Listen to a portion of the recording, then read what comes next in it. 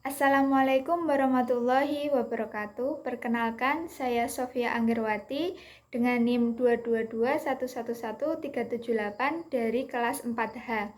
Di sini saya akan mempresentasikan atau membahas tentang karakteristik bank syariah untuk memenuhi UAS Matkul Ilmu Ekonomi dan Perbankan. Yang pertama, tentang karakteristik bank syariah.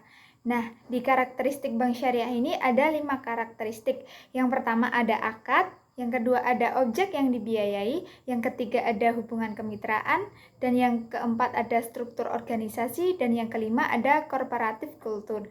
Nah, di poin yang ketiga yaitu hubungan kemitraan, itu ada 4, yaitu yang pertama ada kemitraan biasa, dan yang kedua ada kemitraan pasif, yang ketiga ada kemitraan terbatas, dan yang terakhir ada kemitraan yang mendatangkan keuntungan. Bahasan yang selanjutnya yaitu keunggulan dan daya tarik bank syariah.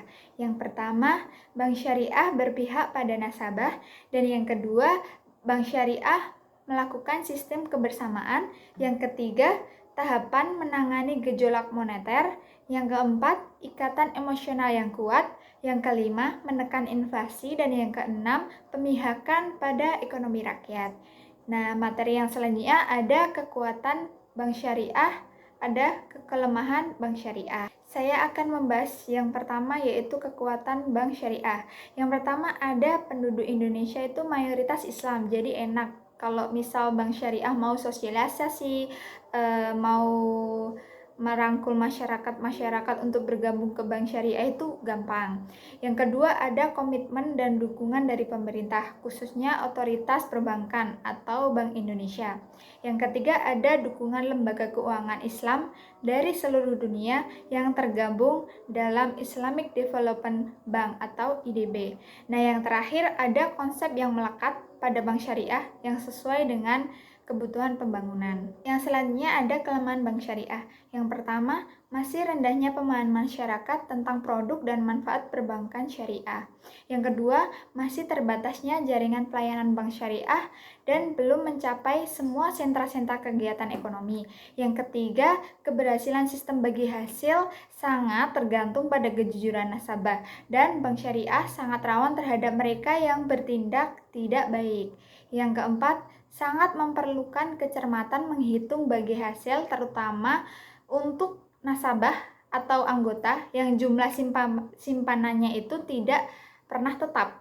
Yang terakhir ada sistem bagi hasil ini sangat memerlukan kecermatan dalam menghitung dibanding dengan sistem konvensional. Pembahasan selanjutnya tentang peluang dan tantangan bank syariah. Saya akan membahas tentang peluang bank syariah terlebih dahulu. Yang pertama ada dukungan hukum, itu berasal dari peraturan undang-undang yang memberikan ruang gerak atau memberikan kebebasan kepada bank syariah untuk terus berkembang. Nah, yang kedua ada pengalaman menghadapi krisis moneter yang berkepanjangan pada pertengahan tahun 1997 hingga tahun 2000. Nah, ini membuktikan bahwa ketangguhan bank syariah sebagai bank yang sesuai dengan sistem bagi hasil. Setelah peluang bank syariah, ada tantangan bank syariah, yaitu meliputi yang pertama, stigma masyarakat yang masih beranggapan bahwa lembaga keuangan berbasis syariah itu hanya diperuntukkan untuk orang Islam saja, padahal tidak juga. Boleh dari orang yang selain Islam atau non-Muslim itu ikut atau bergabung ke lembaga keuangan berbasis syariah. Yang kedua ada stigma mengenai margin mudorobah atau istilah di bank konvensional itu bunga. Padahal hal itu tuh berbeda dari bank konvensional atau bunga dari bank konvensional, dan sistem margin mudorobah di bank syariah itu sangatlah berbeda. Yang ketiga ada stigma yang mengenai bank syariah itu kurang berprestasi.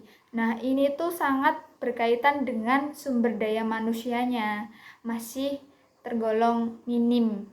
Yang keempat ada bank syariah itu tidak murni karena dimiliki oleh konvensional. Jadi bank syariah itu tidak berdiri sendiri karena masih dimiliki oleh bank konvensional.